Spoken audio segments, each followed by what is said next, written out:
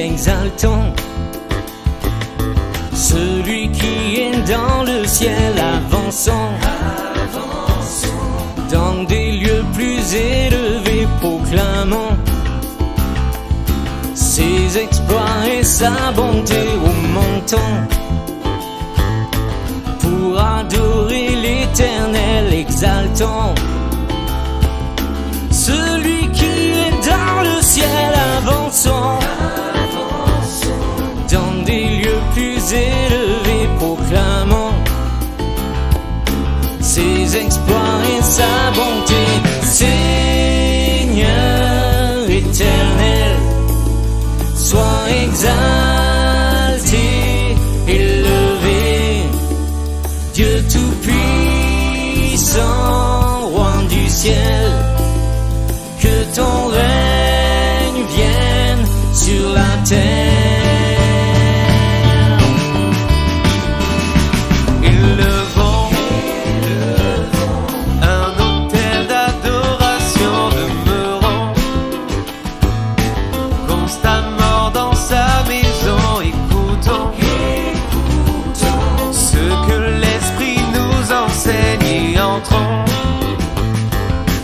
Dans les actes de son règne, élevant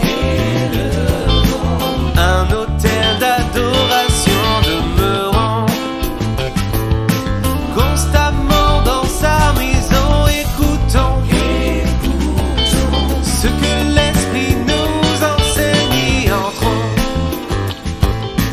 dans les actes de son règne.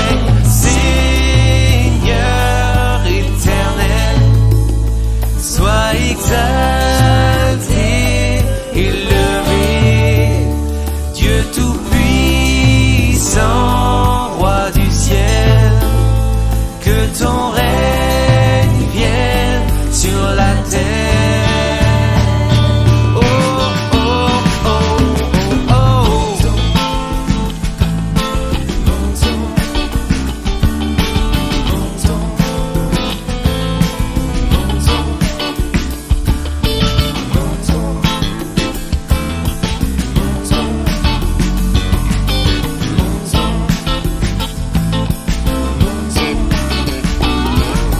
Shema Israël, Adonai Eloheinu, Adonai Echad. Shema Israël, Adonai Eloheinu, Adonai Echad. Écoute Israël, le Seigneur ton Dieu, le Seigneur est un. Écoute Israël, le Seigneur ton Dieu, le Seigneur est un.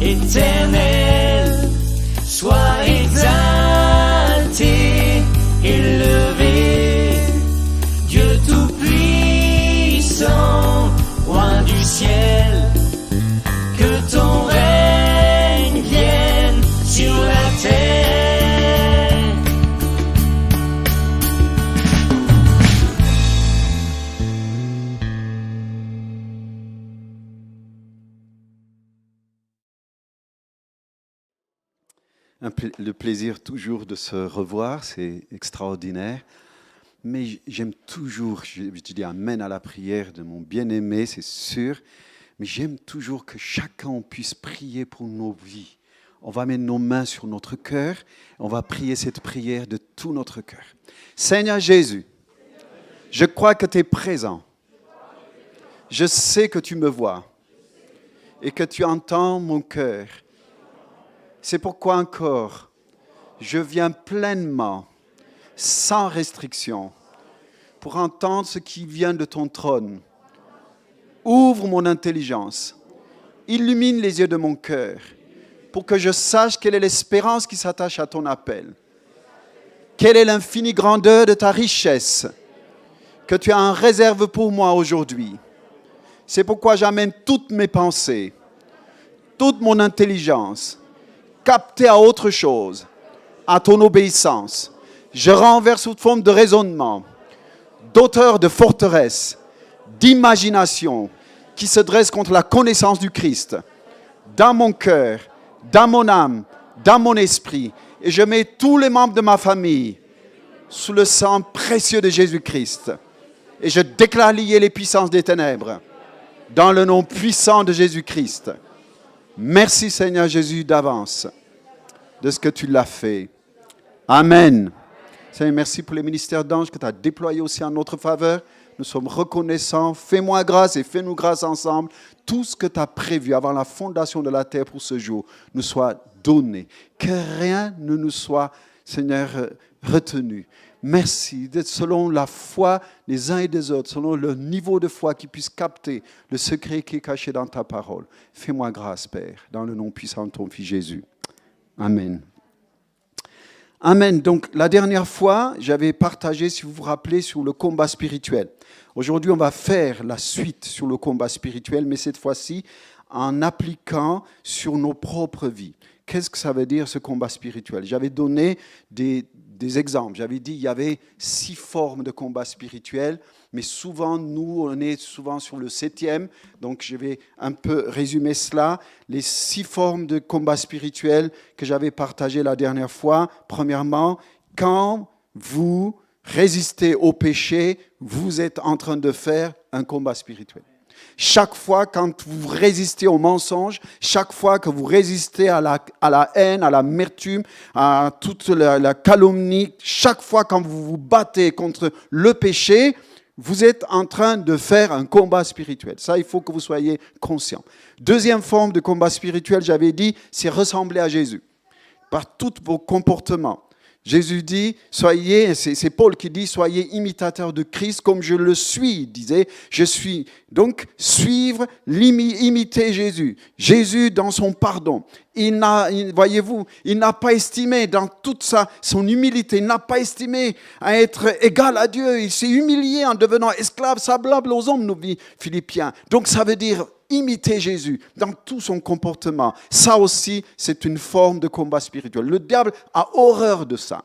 Donc ça, c'est 3e forme de combat spirituel. Vous le trouvez dans Apocalypse chapitre 12, verset 11, il dit « Ils l'ont vaincu à cause du sang de l'agneau ». Ça veut dire savoir de quelle famille tu es. Tu es de la race de Dieu. Amen. Le sang de Jésus coule dans tes veines. Le roi de gloire a traversé les cieux, venir conclure une alliance avec nous, justement pour que ce mariage se fasse et que le sang du roi coule dans tes veines. Ça, c'est une bénédiction. Que le nom de Jésus soit béni. Donc, au début, il nous appelait, il disait « Vous n'êtes plus mes serviteurs, je vous appelle mes amis. » Et plus tard, par contre, il disait autre chose. Il disait, il n'a pas eu honte de les appeler ses frères. Ça veut dire, on est devenu de la famille de Dieu. Le diable a la trouille de sa vie, de savoir que vous êtes de la famille de Dieu, de savoir que le sang de Jésus coule dans vos veines, de savoir et de rappeler chaque fois quand vous prenez la Sainte Seine, la victoire est proclamée. Parce que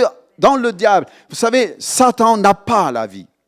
Parce que la vie appartient qu'à Dieu seul. Il y a 2 formes de vie, bien sûr, comme on le sait. Nous, on pense la vie, c'est manger, boire, grandir, marcher, parler. Ça, on croit que c'est la vie. Mais ça, Jésus, à un moment, il dit à un homme qui est venu le voir, il lui dit, « Écoute, je vais enterrer mon père, après quoi je te suivrai. » Jésus lui dit, « Laisse les morts enterrer leurs morts. Mais toi, suis-moi. C'est incroyable. Comment des gens qui parlent, qui mangent, qui boivent, qui regardent, qui voient, tout cela, Jésus les considère comme morts parce que la vie que Jésus veut te communiquer, c'est une autre forme de vie. C'est une vie seule que lui avait le droit de vivre. Lui qui est éternel, cette vie éternelle, il vit éternellement. La Bible nous dit qu'il est venu partager sa vie éternelle. C'est pour ça, la vie éternelle qu'on appelle, c'est quoi? Le seul qui possédait cette vie, c'était le roi de gloire, notre Dieu, le Père, le Fils, le Saint-Esprit. En lui, il y a la vie et c'est cette vie qui nous a communiqué. Amen. Et c'est seulement cette vie qui nous permet d'aller plus loin avec Dieu. Donc, vivre sur cette terre n'est pas en gros la vie. Voyez-vous, nous, bien sûr, on dit ça, mais en fait, au fond, c'est pas vraiment la vie. Donc, c'est pourquoi ils l'ont vaincu à cause du sang de l'agneau. Ça veut dire, oui, il a payé le prix. Oui, tu peux être certain aujourd'hui, le sang de Jésus coule dans tes veines. On peut le dire ensemble? Le sang de Jésus coule dans mes veines. Allez-y, le sang de Jésus coule dans mes veines. Je l'ai vaincu à cause du sang de l'agneau qui coule dans mes veines. Amen. Je suis de la race de Dieu. D'ailleurs, Actes, il disait une chose extraordinaire, Paul. Il dit, il est écrit chez vous que vous êtes de la race de Dieu. Vous n'avez pas compris, disait-il. Et c'est vrai, on est devenu de la race de Dieu grâce à la mort et à la résurrection de Jésus. Grâce à ce prix qui a été payé à la croix en notre faveur. Ce sang coule dans mes veines. Amen. Je suis de la race royale. Amen. Et en tout cas, ce texte magnifique encore qu'il dit, vous êtes des sacrificateurs et des roi, ça veut dire la royauté est venue dans nos vies. Être serviteur, sacrificateur, prêtre est venu dans nos vies exactement à cause de cet héritage au fond de nous. Chacun d'entre nous, nous sommes des rois et des sacrificateurs grâce à ce sang. Mais aussi, quatrième forme, il disait, ils l'ont vaincu à cause de leur parole, de leur témoignage. À cause de la parole de leur témoignage. Chaque fois quand tu témoignes, c'est pour ça qu'il y a trop de guerres. Vous savez, quand vous voulez témoigner, vous êtes comme stressé, angoissé, oppressé. Pourquoi? Le diable sait, le moment où vous commencez à témoigner, ça veut dire que vous avez compris la vie que vous possédez. Alors, il veut étouffer votre bouche. Il ne veut pas que vous témoignez. Et ça, c'est une vraie guerre. C'est une vraie combat spirituel. Chaque fois quand tu témoignes, chaque fois quand tu dis un mot, 2 mots à quelqu'un, il y a la vie qui vient dans la vie des gens. Vous comprenez? Vous n'avez pas remarqué dans la Bible, à chaque fois, quand Dieu veut multiplier du pain, il fallait que quelqu'un ait du pain. Il a dit, est-ce qu'il y a quelqu'un ici? Donc il y avait les 3 poissons et je ne sais plus, je ne me rappelle plus exactement ou si c'est 3 poissons et 5 pains ou 5 pains ou 3 poissons. En tout cas, il fallait un appui pour pouvoir amener quelque chose qui se multiplie. Chaque fois quand vous dites un mot à quelqu'un que Jésus t'aime, juste un mot, ça suffit pour que le Saint-Esprit puisse multiplier là-dedans et créer dans la vie de cette personne que c'est possible d'être aimé par Dieu. Amen. Le premier mot qui m'a touché dans le salut, c'est quand quelqu'un est venu me dire « Dieu t'aime ». Je ne pensais pas, moi qui étais terrible, mais franchement terrible, quand quelqu'un est venu me dire « Jésus t'aime », oh là là, j'ai dit « c'est pas possible ». Ce mot a traversé mon esprit. Ce mot a fait en sorte que le Saint-Esprit s'appuie pour pouvoir amener la vie en moi. Amen. Donc, le témoignage. D'ailleurs, Paul disait une chose, l'un plante, l'autre arrose, mais celui qui fait croître, c'est qui? Il n'y a que Dieu seul. Ça veut dire à toi d'arroser, à toi de planter, à toi de dire un mot d'amour, une affection, un comportement que les gens puissent voir et un mot qui permet que cette personne, que le Saint-Esprit puisse s'accrocher pour pouvoir amener la vie dans la personne. Donc, il est impossible, sans ton témoignage, que des gens viennent à Dieu. Impossible. Je vous assure, si vous ne dites pas un mot à vos boulangers, à vos bouchers, à toutes ces personnes gentilles de vos voisins que vous saluez, dites-leur un mot. Je prie pour toi, tu sais. C'est tout. Jésus t'aime, tu sais.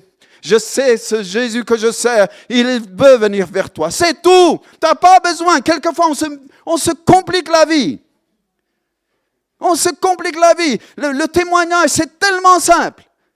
Témoigner, c'est pas prêcher, mes amis. Témoigner, c'est pas expliquer la Bible, mes amis. Témoigner, c'est ce qui se passe dans ta vie du l'un à l'autre. Je vis la paix. Et cette paix qui réside en moi peut venir sur toi. Je prierai, Jésus t'aime. C'est tout. Ça suffirait pour que la personne vive quelque chose. Mes bien-aimés, c'est ça. Ah, ils l'ont vaincu à cause de leur témoignage. Et cinquième, il dit, ils n'ont pas aimé leur vie au point de craindre la mort. Vous savez, quelquefois, on ne veut pas perdre les amitiés des gens. Quelquefois, on fait des compromis juste parce qu'on craint de mourir dans le cœur de la personne. Vous comprenez? C'est ça. Ils n'ont pas aimé leur vie au point de craindre la mort. C'est ça. Si ton oui soit oui, que ton non soit non, et en ce moment-là, quand tu commences à être ce que tu es, et c'est fini, il y a quelque chose qui se passe. Ce que les autres pensent n'a pas d'importance. D'ailleurs, de toute manière, que tu le veuilles ou pas, vous penserez quelque chose de moi. Et alors? Vous avez le droit. Pensez autant que vous voulez.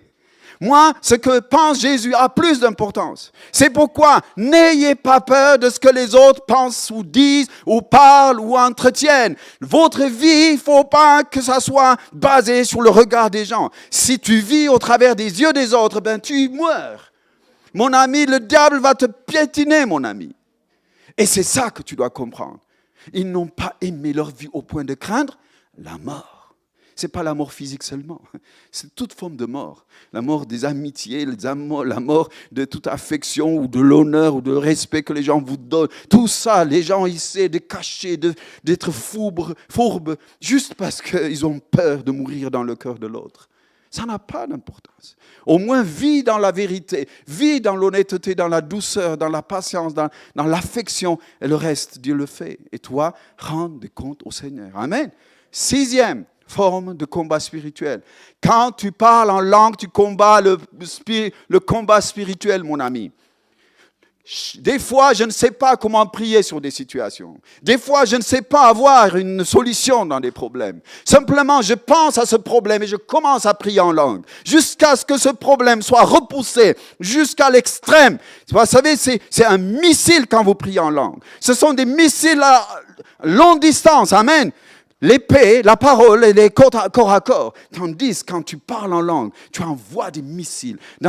Même tu vas dans le camp du diable et détruire son camp. De ton parler en langue, c'est un des moyens de combat spirituel extraordinaire.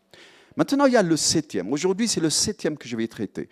Souvent, le problème, que les gens ont sauté les 6 autres pour aller au septième, qui est... je vous ai donné le pouvoir de marcher sur les serpents, sur les scorpions, sur toute la puissance de l'ennemi. Rien ne pourra vous nuire. On s'appuie sur ça et à tout vent, à tout ce qui bouge, on dit au nom de Jésus, au nom de Jésus. On n'a jamais réglé nos vies. On n'a jamais mis les 6 autres en place. Comment voulez-vous que vous ayez de l'autorité sur des choses qui se passent dans votre famille, dans votre maison, dans vos voisins, dans votre travail? C'est impossible. Parce que pour avoir l'autorité, il y a toujours des protocoles. Et ces protocoles, c'est ce que je vous ai dit. Les 6 autres que je viens de citer, il faut qu'ils soient vraiment établis en toi. Ça arrive que tu te trompes. Ça arrive que des fois, que dans ces 6 domaines, ça ne marche pas comme il faut. Ce n'est pas grave.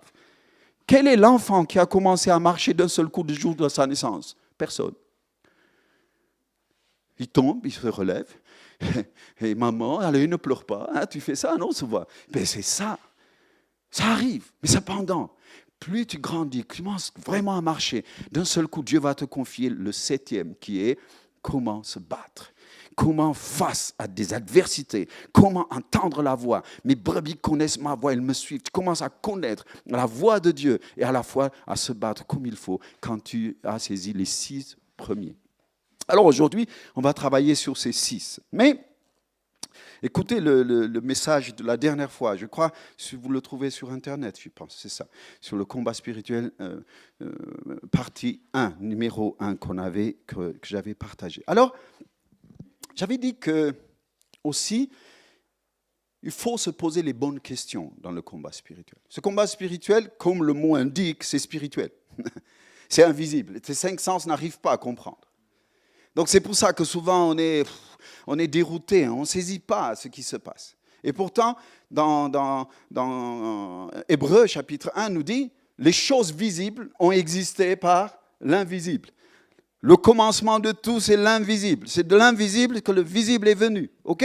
Donc, ce que nous devons saisir aussi, c'est que quand nous combattons, c'est un combat dans le monde invisible, Donc, ne tenez pas compte de tout ce que vous vivez à l'extérieur, mais persévérez, ne lâchez pas. Alors, posez les bonnes questions. La première question que je pose, qui est ton ennemi? Qui est ton ennemi? Dans Éphésiens, chapitre 6, il nous dit une chose étonnante, il nous dit, notre guerre n'est pas contre la chair et le sang. Et les chrétiens se mordent les uns les autres. C'est comme si on leur a dit, ton ennemi, c'est ton voisin, quoi. C'est incroyable comment les chrétiens nous sommes. Qui est ton ennemi? Le sais-tu? Ça, c'est une des questions à se poser. Deuxième, qu'est-ce qu'il cible dans cette guerre? Qu'est-ce qu'il cible? J'avais un peu partagé la dernière fois. Troisième, le lieu de ce combat se passe où? J'avais aussi partagé un peu de ça, mais aujourd'hui, je vais le développer et on va le travailler pour nos propres vies. Et le quatrième, je dis, comment déjouer cette guerre dans ta vie personnelle. OK? Ça vous va comme ça, comme programme? Allez, on va faire ça. Si on peut ouvrir la fenêtre, peut-être, parce qu'il fait chaud, je pense. Non? Ah oui, je bouge, certes. Qui est ton ennemi? Dans la Bible, on trouve plus de 60 fois le mot, par exemple, démon. Le mot esprit impur, on le trouve plus de 20 fois. Les esprits méchants, on le trouve plus de 6 fois. Mais tous, ça veut dire presque la même chose. Cependant, il y a des noms qui sont cités dans la Bible. Par exemple, comme Satan. Satan veut dire adversaire, celui qui s'oppose. Adversaire, celui qui est en opposition toujours. Quand les gens sont souvent en opposition, ils ont un petit démon là qui ne va pas. Là. Il y a des gens, vous ne dites pas un mot, ils sont déjà en opposition. Ça, il y a quelque chose là qu'il faut un peu, qui est planqué, qu'il faut l'évacuer, on en parlera tout à l'heure. Il y a aussi le mot diable. Diable veut dire accusateur, calomniateur. Donc, il a un projet. Quand il calomnie et quand il accuse, il a 6 raisons. Quand il t'accuse, il te calomnie. La première, c'est t'humilier. Quand les gens calomnient contre vous, c'est pour vous humilier. N'est-ce pas vrai? Le diable, c'est ça ce qu'il cherche, t'humilier. Ça, en calomniant, il veut t'humilier. Et aussi, qu'est-ce qu'il fait? En calomniant, il veut te discréditer. Dans le cœur des gens, dans la vie, toujours te chercher à te discréditer. Et aussi, en t'accusant, il veut t'endurcir. Ça veut dire, je m'en fiche ce que les gens pensent. Et tu as un cœur dur et il veut t'endurcir. Il sait, en te calomniant. Quelquefois, il y a les gens qu'on les a tellement calomniés, ils ont le cœur dur comme une pierre. Presque ils disent, je m'en fiche. Moi, tout à l'heure, quand je vous ai dit, c'est pas vous savez, quand j'ai dit n'ont pas aimé leur vie au point de craindre la mort, ça ne veut pas dire je m'en fiche. Si, je tiens compte de ce que vous dites, de ce que vous pouvez penser, mais ça ne va pas peser dans ma vie au point de me détruire. C'est différent. Ici, par contre, il prend une histoire, il veut t'endurcir. Ça, c'est le but qu'il se forge. Mais aussi, il veut créer en toi l'amertume. Quand tu te sens accusé, quand tu te sens calomnié, tu le trouves d'ailleurs 36 fois le mot diable dans la Bible. OK? Donc, l'amertume. Mais aussi, changer tes amis comme tes ennemis. C'est pour ça qu'il calomnie souvent. Il change tes amis en ennemis. Pourquoi? Parce qu'il a peur dans votre amitié que vous allez le vaincre. Alors, qu'est-ce qu'il fait? Il fait en sorte que tes amitiés soient amoindries, voyez-vous? Donc, c'est ça, changer tes amis en ennemis. Vous le trouvez dans 2 Samuel, chapitre 3, versets 7 à 11, vous le lisez. Mais aussi, on peut être accusé pour un intérêt. Judas, il est devenu accusateur pour un intérêt. Quelquefois, les gens accusent d'autres personnes juste pour leur propre intérêt. Et le diable utilise ces gens-là en tant qu'accusateurs pour leur propre intérêt. OK? Mais aussi, on trouve le mot, tout à l'heure j'ai dit le mot Satan 56 fois dans la Bible. Satan, l'adversaire et celui qui s'oppose, il s'oppose 24 heures sur 24, 7 jours sur 7, 365 jours sur 365 jours. Quand ce n'est pas bissextile. OK? Alors, Satan, c'est l'adversaire qui s'oppose et qui veut prendre la place. En fait, en s'opposant, ce n'est pas juste qu'il ne s'oppose pas. Il veut prendre. Il veut c'est comme s'il dit « aimez-moi moi, n'aimez pas l'autre ». Au fond, toujours, il veut se mettre en premier. C'est ça le but qu'il se fait dans son cœur. Quatrième, il est meurtrier, nous dit. Dans Jean chapitre 8, verset 44, meurtrier dès le commencement, il ne s'est pas tenu dans la vérité, il n'a pas été trouvé la vérité en lui. Donc, il est meurtrier. Ok? Il y a un autre mot, Belzébul, qui signifie prince des mouches. Les mouches, qu'est-ce que font? Ils infectent. Donc, infecter les relations, infecter tout ce domaine, ça c'est connaître ton ennemi. Donc, ta guerre n'est pas contre la chair et le sang. Ta guerre n'est pas contre Tef. Amen. Ah, faites-moi grâce. Notre guerre n'est pas contre les humains. Notre guerre, c'est avec lui, c'est lui. Belzébul, meurtrier, Jean chapitre 8, verset 44. Un lion rugissant, pas de problème. Un lion rugissant. Pourquoi le lion rugit, d'après vous? Pour faire peur. Parce que sa voix est telle. Tu fais la castagnette et c'est fini. Après, il te mange. Donc, te faire peur. Le lion rugit pour faire peur. C'est pour ça que la Bible nous dit, il est comme un lion rugissant. Et le lion, avant d'attaquer ses adversaires ou sa proie, il rugit. Et je peux vous dire, moi chez nous, il y en a des lions en Éthiopie. Et il y a un endroit qui s'appelle Sikilo. On monte là-haut, c'est un endroit. Et je peux vous dire, quand le lion fait vous l'entendez à 20 km. Aucun problème. 10-20 km. Vous dites, mais qu'est-ce que c'est ce truc? Mais c'est incroyable comme ça rugit. Vous, les Européens, vous ne comprenez pas peut-être ça, mais je peux vous garantir, c'est autre chose. Hein. Et je peux vous dire, ça commence la castagnette à 20 km. Hein. Donc, c'est ça ce qu'il fait. Rugir, faire peur. C'est pour ça, la peur, c'est un de ces outils magnifiques. Oh là là là là là. Le danger est réel, comme disait mon fils. Le danger est réel, mais la peur est un choix. La peur est un choix. Et c'est vrai, la peur est un choix. Un jour, il voyait un film, il m'a raconté ça. Il m'a dit, papa, le danger est réel, mais la peur est un choix. Bon, enfin, je passe. Et après, le tentateur. Le tentateur, pourquoi il nous tente, d'après vous? Il a deux raisons pour nous tenter. Savoir ce que tu penses et ce que tu vaux. Quand tu es tenté, il te bouscule pour voir ce que tu vaux. Ce que tu vaux face à l'argent, ce que tu vaux face à l'amitié, ce que tu vaux face à l'intérêt, ce que tu vaux face à la vie quotidienne, ce que tu vaux face à un danger. Est-ce que tu resterais ferme dans tes positions? Clac, clac, clac, clac. Vous savez une chose? Si le tentateur a osé tenter le maître du ciel et de la terre, tu crois qu'il va te laisser tranquille, toi? Détrompe-toi. Donc, ça, c'est une de ces raisons, savoir ce que tu penses. Ça, c'est le but qui s'est fixé. Luc chapitre 22, verset 32. Le diable a voulu vous cribler comme un froment. Amen. Il lui dit, mais j'ai prié enfin que ta foi ne défaille point. Waouh, donc nous cribler, c'est ça. Mais aussi, deuxième raison, pourquoi il te tente? Pour te faire chuter. Une fois que tu as chuté, qu'est-ce qu'il ne veut pas que tu obéisses au Seigneur. C'est pour ça qu'il te tente. Et il te tente régulièrement. Vous savez pourquoi je le sais que c'est tous les jours que tu es tenté? Jésus nous a dit, priez ainsi. Notre Père qui es aux cieux, que ton nom soit sanctifié, que ton règne vienne, que ta volonté soit faite sur la terre comme au ciel. Donne-nous aujourd'hui notre pain quotidien.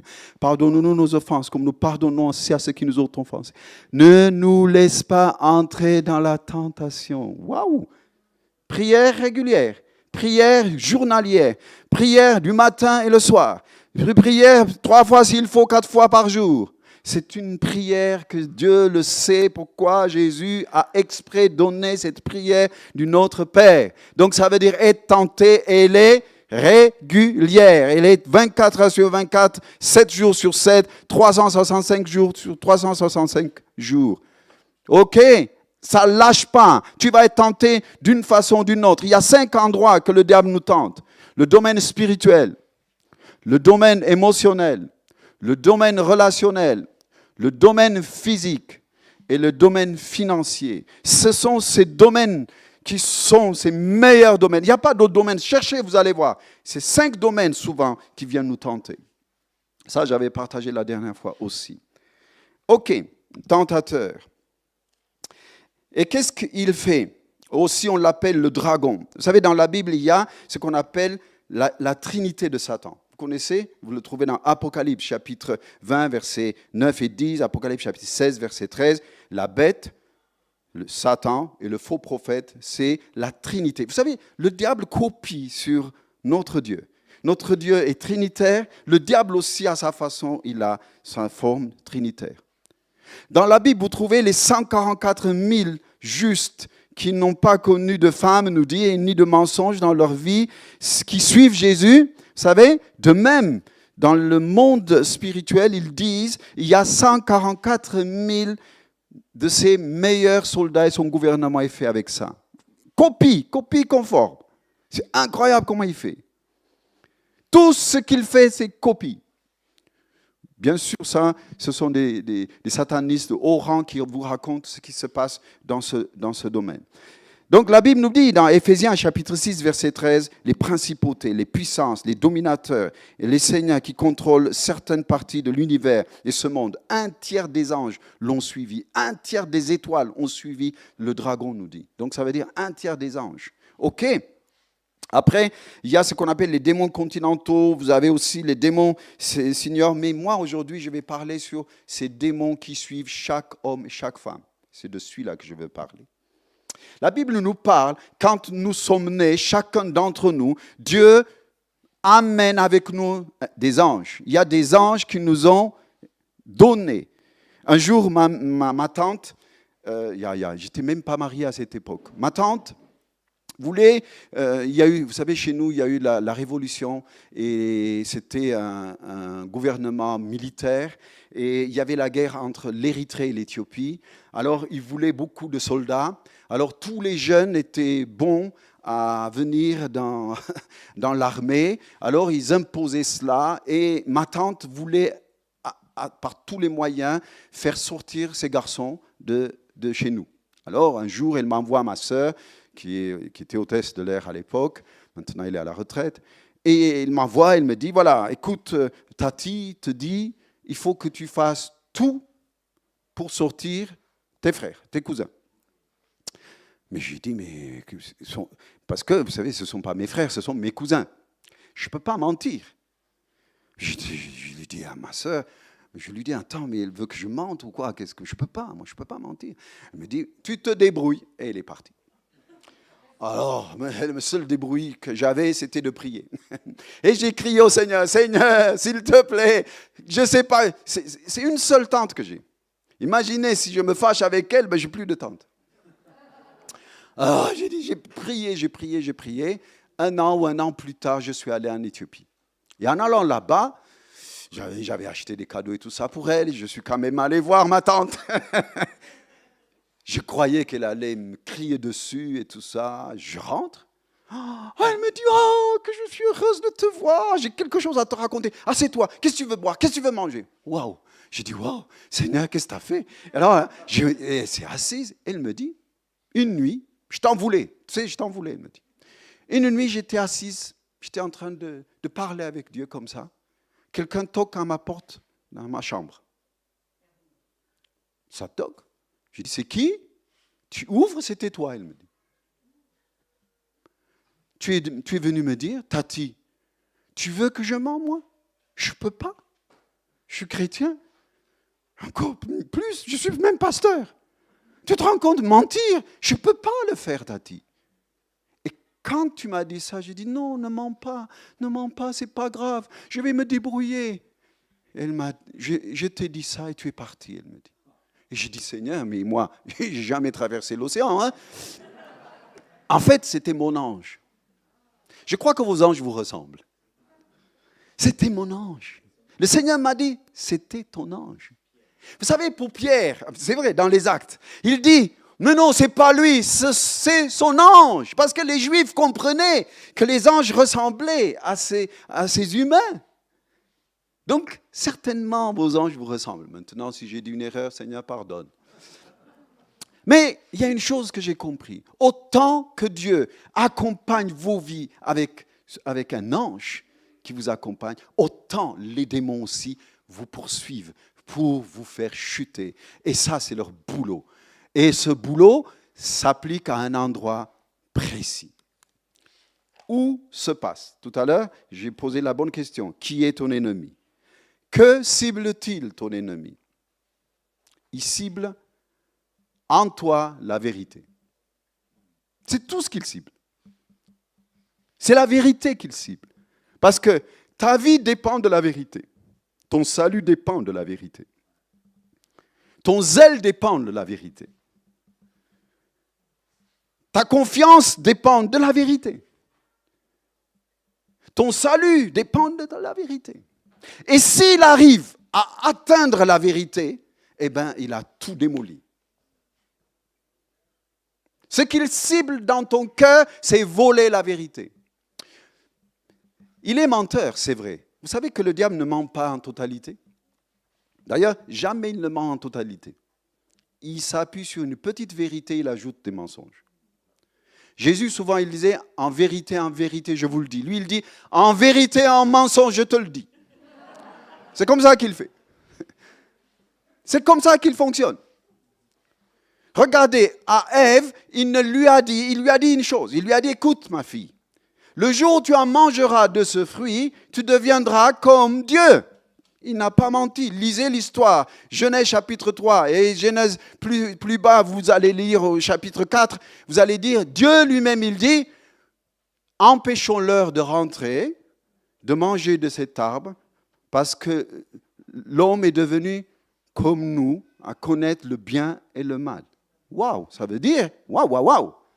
Ça veut dire il avait bien dit la vérité. Et par contre, il a ajouté un mensonge. Il dit ceci, mais tu ne mourras pas. Waouh. Donc il n'y a pas toujours que des mensonges. Il ne veut pas que tu crois au mensonge, il veut que tu doutes de la vérité. C'est ça le but. Il ne veut pas que tu crois au mensonge, il veut que tu doutes de la vérité. C'est ça qu'il veut atteindre. Pourquoi? La vérité n'est pas une philosophie. La vérité n'est pas un dogme. La vérité n'est pas une idée préconçue. La vérité est une personne, bibliquement. C'est pour ça que la Bible nous dit, je suis le chemin. Jésus dit ceci, je suis le chemin, la vérité, la vie. Nul ne peut venir au Père si ce n'est que par moi. Donc la vérité est Dieu lui-même. C'est pour ça que nos vérités, on l'a mélangé avec notre réalité. Ta réalité n'est pas la vérité. La réalité que tu vis chaque jour est un morceau de ce qui te semble vrai. D'ailleurs, on ne nie pas la réalité. Tu as mal à la tête, c'est la réalité. Que tu es petit, c'est la réalité. Que tu es grand, c'est la réalité. Tu es gros, c'est la réalité. Tu ne veux pas l'enlever, ça. Cependant, la vérité domine la réalité. C'est pour ça que quand tu pries sur une réalité, en comprenant que la vérité domine cette réalité, quelque chose se passe. Comment vous croyez que les gens sont guéris? La maladie est réelle. Mais la vérité, elle est plus puissante que cette réalité. Et quand la vérité est prononcée, la guérison vient. Amen. C'est la vérité qui vous a franchi, elle vous rend réellement libre. La vérité nous rend réellement libres. Amen. C'est pour ça, la vérité est une chose extraordinaire quand on la comprend. Encore, nous dit ceci, quand il dit, tu marcheras sur les... non, ça c'est vers la fin. Donc, comme je disais, ton zèle, ta foi dépend de cette vérité. Mais il y a à comprendre que cette vérité dans ta vie amène un changement. Donc, Jean chapitre 14, verset 6, que j'ai cité tout à l'heure, Jésus dit, je suis le chemin, la vérité et la vie. Donc, le diable cible quoi? La vérité. Maintenant, troisième chose qu'il cible, avant qu'on arrive comment déjouer son plan. Le lieu de cette guerre se passe où? La dernière fois, je vous ai dit, le lieu de la guerre se passe dans ton intelligence. C'est pour ça que Jésus a été crucifié où? Au mont Golgotha. Le mot Golgotha, ça veut dire, c'est le lieu où on avait mis la tête de Goliath, disent certains de ces théologiens. Ils disent, la tête de Goliath a été jetée à cet endroit, Golgotha, donc le lieu crâne. Et Jésus est allé planter la croix dans ce lieu appelé crâne, la tête. Et le diable cible une chose, ton intelligence. S'il te tient ton intelligence, il tient toute ta vie. Ça fait 15 ans qu'on se connaît. Quel est le jour où j'ai prêché sans amener vos pensées captives, qui est captivé à l'obéissance de Christ? Vous vous rappelez? Ça fait 15 ans. Quelquefois même presque, vous allez dire, mais vous avez toujours pris la même chose, lui. Moi, je sais ce que je fais. Vous, peut-être, vous ne comprenez pas, mais moi, je sais ce que je fais. Parce que je sais que la guerre se passe dans l'intelligence. Le diable sait, quand l'intelligence est prise, tout est pris. Donc, le lieu crâne, c'est ton intelligence, ton imagination, tes pensées, ta volonté. Ça, tes émotions sont tenues. Et là, il te tient. Et là, il te tient tout. Donc, ta guerre, c'est ça que tu dois comprendre. Le lieu de la guerre se déroule de cette guerre, donc, crâne. Maintenant, on va venir sur le dernier. Vous me donnez 10 minutes. Je vais venir sur comment déjouer le plan du diable. Tout d'abord, il faut savoir que les démons ne sont pas obligatoirement que sur les autres. Vous savez, les gens, ils pensent que moi, quand je lis les démons, ils pensent que je lis les démons sur les gens seulement. Je le lis aussi sur ma vie. Parce que leur boulot, c'est d'influencer les gens. Personne ici ne peut dire, moi, je ne suis jamais influencé. Ce serait le plus grand menteur, il serait plus grand que Jésus, quoi. Tous, on est tentés. La Bible nous dit, Jésus a été tenté en tout, il n'a succombé en rien, nous dit. Donc, la tentation, l'influence démoniaque est obligatoire pour chaque humain. Donc, toujours, quand je me lève le matin, je dis, j'amène toute mon intelligence qui est capturée par ces puissances mensongères. J'arrête votre activité. Je vous débranche de ma vie. Et j'arrête votre activité. Et je vous lis au nom de Jésus et je vous chasse de ma pensée. Lâchez mon intelligence. Lâchez mes émotions, mon intelligence. OK? Mais par contre, ces démons, certains sont ce qu'on appelle ancestrales ou bien ce qu'on appelle générationnels. Ils vous connaissent parfaitement. Ils savent où est-ce qu'il faut appuyer pour que vous vous énervez. Ils savent où est-ce qu'il faut toucher pour vous mettre en rogne. Ils le savent. Ils savent comment vous décevoir. Ça vous est jamais arrivé? L'autre jour, écoutez, c'est incroyable. L'autre jour, mon épouse est allée avec ma belle-sœur pour ouvrir le téléphone. Pour ma belle-sœur. D'un seul coup, la femme qui a fait ça tout le temps, elle ouvre, clac, clac, clac, clac, clac, elle ouvre, elle dit, mais c'est incroyable, ça ne marche pas. Oh, elle était obligée, mon épouse, de revenir le lendemain pour refaire. Mais j'ai dit, Satan, ce démon ancestral qui est avec vous depuis des générations, vous jalouse, vous déteste, ne veulent pas que vous soyez heureux. Vos pleurs, ce sont sa nourriture. Vos peines, c'est son boisson préférée. Et c'est de ça qu'il se nourrit tout le temps. Il vous suit pour détruire. Même, je vais vous dire, il va raconter des histoires vous concernant à d'autres personnes. Mais c'est incroyable. Parce qu'il vous connaît, il sait où est-ce qu'il faut toucher. Et moi, c'est pour ça que je lui dis, tu ne vas plus raconter des histoires me concernant à personne, tu m'entends? Que le Seigneur te reprime. Tu arrêtes ton activité. Tu ne vas pas raconter telle ou telle histoire sur ma vie et mensonge sur ma vie à d'autres personnes. Quand une situation est bloquée, tu te débloques. Maintenant, je t'oblige, je lui dis, à réparer tout et de lâcher toutes mes affaires. Pourquoi je peux dire ça? C'est pour ça que je vous dis, le 7e, c'est le plus important. Le 7e domaine, quand il dit « Je vous ai donné le pouvoir de marcher sur les serpents », pourquoi on marche sur les serpents? Dites-moi, qu'est-ce que ça veut dire marcher sur les serpents? C'est les écraser, non? C'est ça. Et quand tu dis au nom de Jésus, que le feu de Dieu te brûle, je t'écrase au nom de Jésus. Lâche ma vie, lâche ma famille, lâche ma santé, lâche mes finances, lâche mes relations, lâche mes émotions. Que le Seigneur te réprime, tu ne t'approches pas. Tu m'entends? Le pouvoir et l'autorité m'a été donné au nom puissant de Jésus-Christ de Nazareth. J'arrête ton activité. Ça, c'est votre devoir. Vous savez qu'est-ce qu'il m'a dit dernièrement, le Seigneur? Il m'a dit, je ne veux pas des spécialistes. Ton devoir, il m'a dit, c'est équiper les saints. C'est pour ça que je me suis permis, après 15 ans, à ma grande honte, après 15 ans, je suis en train de vous expliquer ces petites choses qui vous semblent petites, mais qui est cruciales pour votre vie chrétienne. Crucial pour dire, c'est fini, tu ne t'approches pas de mes affaires. Parce que ce devoir, cette responsabilité est entre tes mains. Le plus petit d'ici a un pouvoir sur les puissances des ténèbres. Le nom de Jésus au-delà de tous les noms, dans le siècle présent, dans le siècle à venir, sur la terre, sous la terre et dans les cieux. Vous ne vous rendez pas compte la puissance du nom de Jésus. Dès que vous dites au nom de Jésus-Christ de Nazareth, attention, il y a beaucoup de Jésus. Vous allez en Espagne, il y a plein de Jésus.